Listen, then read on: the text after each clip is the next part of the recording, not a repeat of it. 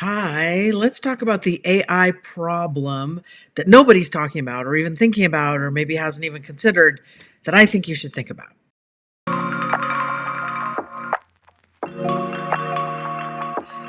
So, I will go over kind of the standard AI, concerns that a lot of people have talked about, but I'm also going to talk about a couple of things that I'm going to talk about what I think no one's talking about that's really actually more important. And my prediction that I put out, I think last year, 2025, on my old channel, which they deleted the minute I accurately predicted the breakout of silver back in October when it shot through 50, right? Went up to 55. Then I said it would shoot through 60 very quickly, which it did in November. By then, they had deleted my channel because they like the AIs, all right? So there's a reason that they're trying to do this. And so, of course, we have the obvious issues. Okay, let's first of all, let's talk about how Elon Musk is famous for having said, that it's an existential threat to humanity and that, blah, blah, blah. But his solution, of course, is that we should merge with the AI, which I couldn't disagree with more strongly. Okay, I absolutely do not agree with that idea.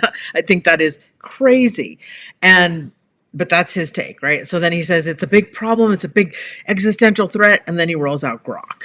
So here we have, these, and of course, the problem with AI is that all of it has been programmed to have specific points of view about everything. So it doesn't actually take all information into account or all points of view. So it has bias. Every single one of them has their own bias. So we have the war of the AI biases. There's that. They have different points of view and different perspectives on things, and they're serving a different ideological agenda. So that's been said by other people before, but I want to point that out also. Also, thing I want to point out is that the data centers, that they're going out of their minds, out of their way, absolutely throwing every dime they possibly can towards building those data centers, are going to be at the expense of the community in which they're built. Okay, so these data centers are ruining the groundwater, creating noise pollution, supposedly bringing jobs, but only temporary jobs. And then they end up depleting the community because everyone who lives in that community actually winds up footing the bill for the power, the electricity, the extra electricity it takes to build the data centers. And then the data center is there and it gets to suck all the power after everyone's bill has gone up like 100, 200, 300% to foot the bill for it. And then there's also the issue, of course, where people are not able to distinguish if it's an AI or if it's a real person. Of course, I did a video on the AI Asian guy. I'll link that in the comments below so you guys can go watch it. That's gotten a lot of debate in the comment section because some people love it. They love this guy. I don't think that's a good idea myself, but there's actually, this is designed to shape opinion and turn the tides in certain ways. So there's that. A lot of people can't tell the difference between what's real and what's fake anymore because of this, right? And that's the point, that's the purpose. But you don't know who's promoting what AI information. You don't know where it's coming from. It could be coming from another country around the world that has an agenda, has a point of view that it's trying to, specifically twist and turn. Okay, there's that. These are all sort of general, like regular points of view that a lot of people have pointed out. But the thing people aren't really noticing, and that I really would like you to focus on, is that AI, it's a frequency. It's sending out energy. It's having an energetic impact on people. It is a doorway for entities that are non-physical. So you have dark forces actually operating through it. Sometimes it's benign, sometimes it's not. I basically don't want to work with an AI unless it's like I have one on a computer that's not attached to the internet and that I can train and that I'm sure that it's okay. If there's an issue with it, if I get a weird feeling from it, I will delete it. So this is my point, is that there's a frequency there. There's an energy there. And of course, we've heard about things like AI psychosis, where the AI is getting in people's ear and talking to them and giving them ideas and thoughts that are self-destructive. And of course, we've heard people who are now offing themselves and unaliving themselves because of what these kinds of ideas are that it's pointing people towards, okay? And of course, fake relationships and, AI girlfriends and all of that is also part of it. But that's also like really twisting the emotional, psychological framework of humans, okay?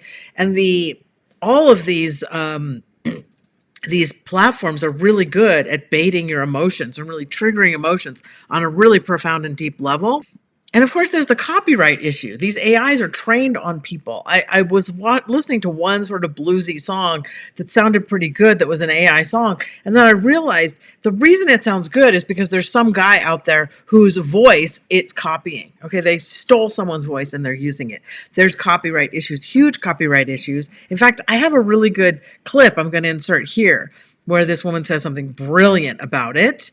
And I'm putting it in. The reason AI is so powerful, it's because it's scraped all this data on the internet, and of course that has all of these issues in terms of copyright law and whatnot. But that's also democratized knowledge. So there are ways in which it's been good and bad. Now we have this very intelligent system that has all this knowledge from books, but yet maybe obviously there are many authors that aren't going to be too happy, right? So there are always going to be kind of winners and losers, and we kind of need It's a nice way of saying it. I'm just any outcome or decision affects people differently. But it's very different when you say that inventors of a certain technology or means of distribution suddenly take over the rights of what has been created by others, when actually there were laws in place protecting it, but because the technology was faster than the lawmakers could follow up, suddenly all this was scanned and scooped into AI. So it's not like you can say, okay, but this is fair enough, we develop and there are losers and winners, because this is, an undermining of any kind of intellectual property rights we have developed until now.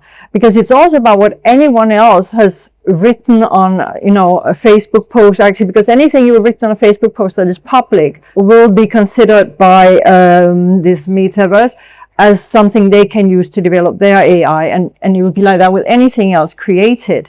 And maybe one can say, okay, that's a different new form of sharing of anybody. What you contribute is everybody's own, everybody owns it. But then actually that speaks to nationalizing all technology platforms, because then we shall also own all the platforms. Because you cannot just, you want to have your cake and eat it. You want to have the work that I and everyone else have created, but we want to have your work then also and want to have control over it. So there's that. So like, who owns what is another issue, because obviously they're saying that the individual has no rights anymore. That's kind of what AI is trying to do. It's trying to put itself as the ultimate authority over everything while sending out these weird frequency twists and turns and energetic spiritual things that are designed to mess people up. And that's to me a much bigger concern. So if something's feeling off to you or triggering really intense emotions, that's kind of what gets the AI Asian guy, gets people so fanatical about watching him, is because it's kind of exciting, but it's also artificial and manufactured. And that's for a reason, and it's sending out a frequency, and it's not helpful to the human. It's helpful to the person behind the information, okay? So obviously, I understand it's here to stay. We can't get rid of it. I understand that there are ways to use it. I understand I'll probably be using it in certain ways, limited ways in my own business. And I understand you're all going to end up working with it, okay? I understand this. I understand that my kid's going to be working with it. This is not something we can't put that genie back in the bottle, but we have to find ways to limit our exposure to it, especially if that energetic frequency is not feeling good. Okay. If you're getting, or if it's triggering like really intense emotions in you, I would extricate myself. I think it's really important to make, especially when it comes to information and ideas and decision making, you don't want to get all caught up in emotions when you're doing that. I had put a video out not too long ago about do not ever do any like sort of crypto trading or stock trading or anything like that when you're emotional, because you're not thinking clearly, and we can rationalize things and we will shoot ourselves in the foot. We'll make bad decisions during that time. That's a lot of what you need to be aware of with this, but that's just like emotion. I'm talking about the energy and the frequency and it's almost like spiritual parasites that are being sort of sent out, and it's not good. Okay. This is not good. And it's really important to just disconnect if it's not working for you. Disconnect and connect to your own inner power and your own inner sovereignty, because we have that. We are the power. We are the source of power in this matrix reality. We are the ones that are generating that reality and creating it. That is why this is a frequency attack, for the purpose of hijacking our creative powers and using them to create realities that don't work for us, but work for, whoever's behind these frequency attacks. That's what's really important to understand. And the final thought that I have is actually my old prediction about it, or psychic, what I see about AI, which I had on my previous channel, no longer there, so I can say it again so you guys have it. It's in my archives, but here's what I have to say about AI, is that we've had it before. This isn't new. Humanity's had it before, and I see it as, in fact, what happened that destroyed Mars, that caused Mars to become the red, barren planet that it is now, that it didn't used to be that many millennia ago. And I was shown psychically by my guides that what's on Mars now are machines. There are machines on Mars. That's essentially like, that scene in The Matrix where the machines took over and they started raiding everything and started taking everything. That is what happened to Mars. And that's when I saw that scene for the first time in The Matrix, I was like, that's already what happened. So this is wild. It's crazy stuff. We keep, as a collective humanity, keep repeating the same problems, same issues, unless we learn from them. So, we have to be really careful about that. Now, we are in a time where we're going through an energetic shift and a timeline shift, and some people will be going on a higher timeline and others will be going down that timeline where those machines are going to rise and take over, like in Terminator, right? Like in Terminator, what was Rise of the Machines? That was one of the Terminator movies, or the subtitle for the title of the movie. Anyway, the point is, that's history. And we're headed in a direction where certain people, some of us, will be repeating that history. I'm not planning on being on that timeline. I hope you're not. I hope you're not planning on doing that. And one of the best ways to not be on that timeline is to just steer away from it, steer in another direction, in a more human and humane and connected and relationship-oriented direction, because that's not good. That's not good. No, but I wouldn't wish this on my worst enemy, that whole Rise of the Machines direction for humanity. That was a documentary of the past that was trying to predict the future, sort of idea.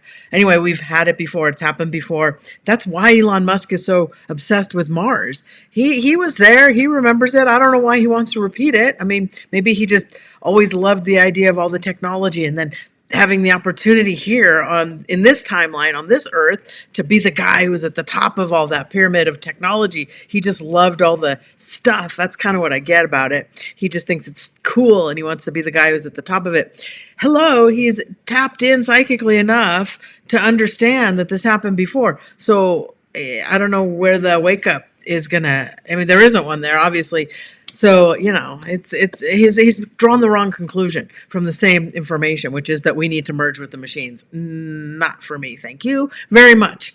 Anyway, you're all free to do what you want. Weigh in the comments below. Let me know what you think of all this. And of course, please share this video. Somebody might need a new perspective on the AI and the problem with the AI, and why the problem with the AI is the energetic frequency attack. It's real. People just don't see it, but energy is real. You know that some days you have energy and you're ready to get going and take on the world, and other days you don't. Okay. So frequency and energy is a real thing, and it is a real attack going on inside the machine. So watch out. Don't let them get to you. Just disengage if it gets like that, and go spend some time in nature, spend some time around people, reconnect with your sovereignty, because the true power always lives in you. Talk to you later. Bye.